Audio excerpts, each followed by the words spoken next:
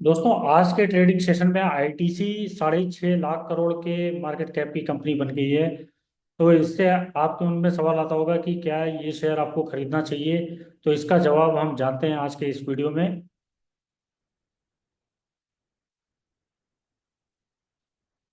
तो दोस्तों देखिए, शेयर खरीदना चाहिए आपको। ये जानने से पहले मैं आपको कुछ नंबर्स दिखाना चाहता हूँ कि आईटीसी जो है वो 5 बिजनेस सेगमेंट में काम करती है, जिसमें सिगरेट है, एफएमसीजी है, होटल्स है, पेपर बोर्ड है, इंडस्ट्री में काम करती है, फिर एग्री बिजनेस भी है इनका। और किस इंडस्ट्री से, किस बिजनेस सेगमेंट से इनका कितना रेवेन्यू आता है, सिगरेट से इनका 40% रेवेन्यू आता है। और 80% इनका मार्केट शेयर है सिगरेट इंडस्ट्री में। 80% मतलब जो सिगरेट का जो सेलिंग होती है वो आईटीसी की होती है। तो 40% रेवेन्यू इनका, जो टोटल रेवेन्यू आता है उसका 40% रेवेन्यू सिगरेट बिजनेस से आता है।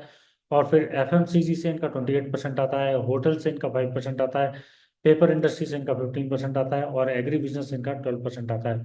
तो ये हर एक सेगमेंट, ये 5 सेगमेंट्स में काम करते हैं और बिजनेस करते हैं। और जिसमें अब हम देखते हैं मार्जिन, ये कहाँ से कितना जनरेट करते हैं। तो ये सिगरेट इंडस्ट्री से 70% मार्जिन इनका जनरेट होता है। तो 70% मार्जिन उससे जनरेट होता है जिसमें इनका सबसे ज़्यादा रेवेन्यू होता है। तो ये एक बहुत अच्छी बात है। और एफएमसीजी से इनका 10 to 12% जनरेट होता है मार्जिन।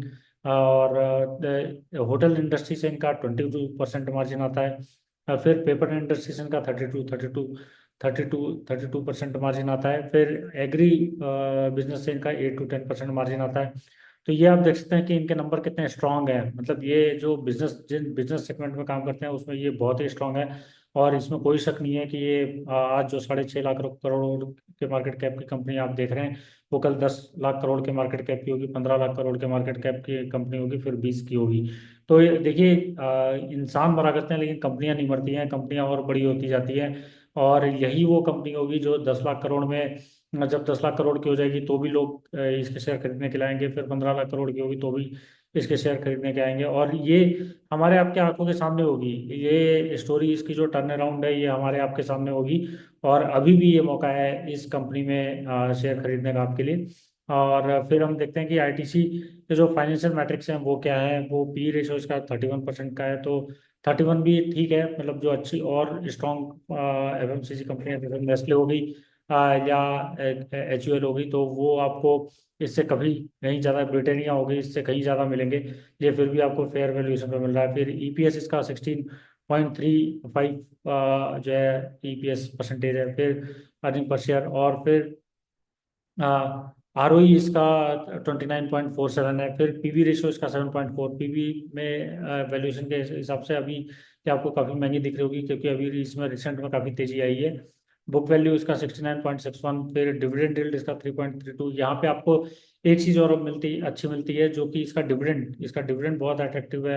ये रेगुलर डिविडेंड पेइंग कंपनी है और अपने शेयर होल्डर्स को रिवार्ड करती रहती है। फिर इसका मार्केट कैप जो है वो 6.5 लाख करोड़ के पार पहुंच चुका है आज के ट्रेडिंग सेशन में, जो आप सबने देखा ही होगा।